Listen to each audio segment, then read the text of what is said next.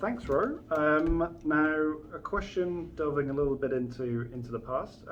If you were to pretend to be your former employer, what were three things you think your former employer would like you to improve upon? Okay. So, my background has been in, my job just before Dev Academy was I was managing an area of a supermarket. And I've been doing that for a couple of years. And and prior to that, I was working in a competitor supermarket. And I had a really good relationship with my employer. He was a pretty good communicator, and we'd often be sort of almost. It didn't really feel like a boss, I suppose. It was more collegial. We'd make decisions together, these sorts of things. I'm not sure I got a huge amount of feedback from him directly, if you know what I mean. Like, he wasn't that formal around what he did. It was more a case of task orientated things. But I really valued the relationship I had with him, and I learnt a huge amount from him. And I think I probably got more feedback from colleagues in talking to them about things I could do to improve on. So they weren't more senior than me, but they were maybe in different areas, but doing my job in different areas. So one example of this is I actually started off in Fresh, but then moved to another area, which was around just another area. And one of my colleagues that was stepped into me in Fresh just talked about some of the changes, and just how they'd gone about sort of talking to their team about these things. And we'd actually been talking about the resistance to change in teams. And when he talked a little bit about that, and I started to talk about this with my team and took them on a different process and really sort of asked them what changes they'd like to see and so on, I found much better results. So these sorts of things, I just found that what created the best environment for me was to be able to have conversations with colleagues around ways to improve, not just on myself, but around processes and so on, and then to follow, to get that feedback between colleagues. Prior to this last role, though, I had a really good boss who, again, was had done quite much more senior. Like I think they were in their 50s, and they've been doing it for a long time. And they were really good at having a bit more of a structured flow. I don't know what they'd say now because I've moved on a lot. But at the time, they'd give me a lot of feedback around why we do things as well. So instead of just saying, hey, you need to follow this process, they'd say, hey, the reason we have this process in this way is because of this. So, and that gave me a lot of empowerment through the work that I did, and gave me the ability really to change and learn from these sort of, not mistakes, but just learn things properly. And when I was able to train others, I found that it was I copied that. I really gave people the whole information rather than just saying, hey, do as you're told, this is what we do, you need to do it. I say, look, the reason we do this is because when a customer interacts in this way, they behave in this thing. The classic situation was things like product placement, dealing with the provider and what they wanted, and actually saying, look, we can't do that, we can do this, these are your options, but I would advise this. This sort of communication was good, rather than giving them a form to fill out and choose what they wanted. We started to bring much more of a customer focus to our clientele that we're supplying, and that got really, really good rewards. So yeah, I'm sorry I can't answer the question on exactly what three things are, but I think, yeah, look, I think for me in tech, and this is what I've been thinking about as well, is how this relates to tech. One of the most valuable things is having good rapport with a hiring manager or with your team lead, because they are able to see things that you can't. I think they also know the job and they know the team really well. So I think when I'm coming into your organisation, I'd be looking for guidance and mentorship in that way. I'd also be looking to get feedback regularly so that I could learn and I understand my mistakes. I would hate for me to be making mistakes and for them to be not being addressed because there was not the rapport there for them to be addressed. I want to be good at my job. I also wouldn't want to cock things up for other people. So I hope that my teammates feel really comfortable approaching me and saying, hey, this is why we do things, this is how we do things, and pointing me in the right direction. And I certainly hope if I make a mistake, people feel very comfortable telling me, because they're great places to learn. You know, we all learn from our mistakes. Yeah. I hope that answers the question enough. I know it wasn't. I can't answer it directly, but yeah, so that's a little bit of a background to me. Cool, thank you. All right. Hard to answer the question when you haven't actually been a supermarket manager. I was like, oh shit, what are the other areas of the supermarket? Another area.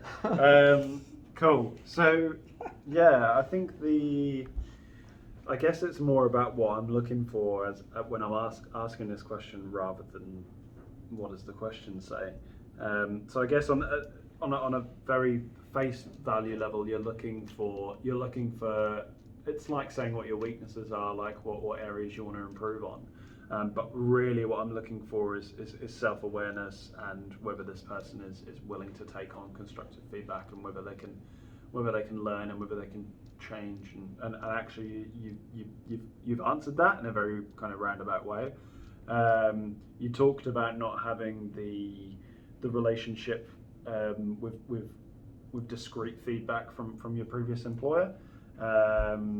But what you did talk about, actually, I was thinking about it, the common themes where you had improved your actions are actually just from you observing and picking up those skills from someone and trying it out.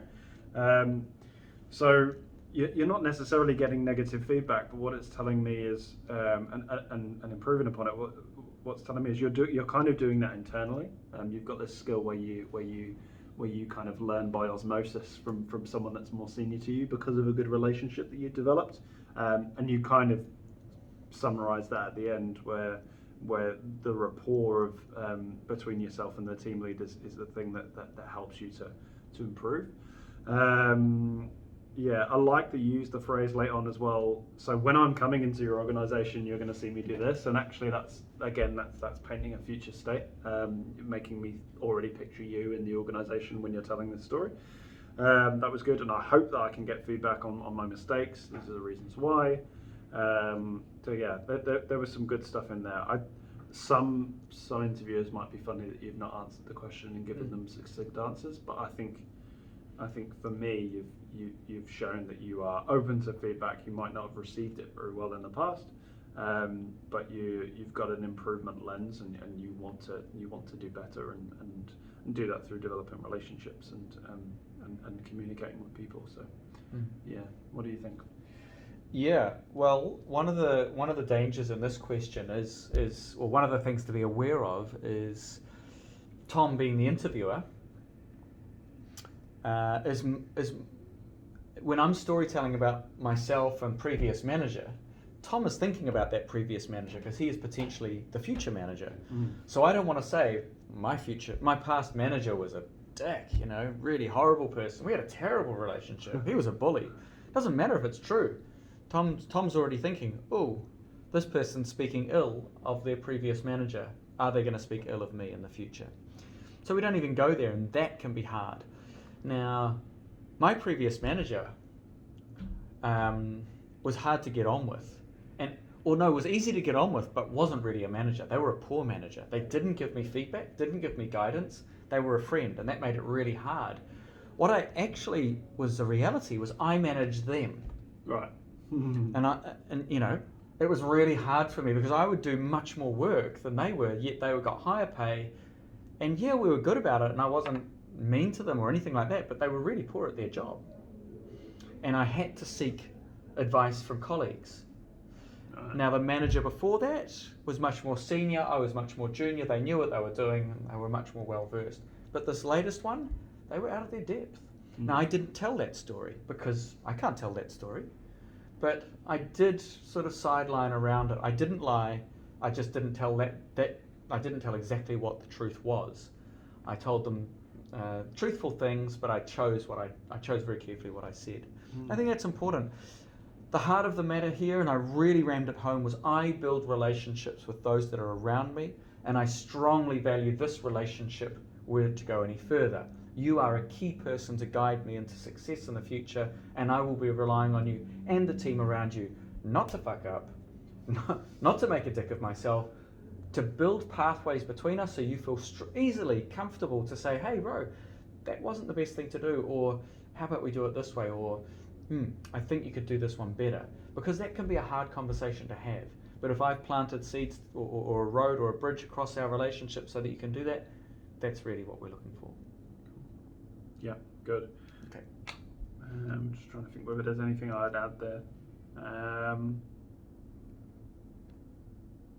No, I don't know. Okay. It's a tricky one.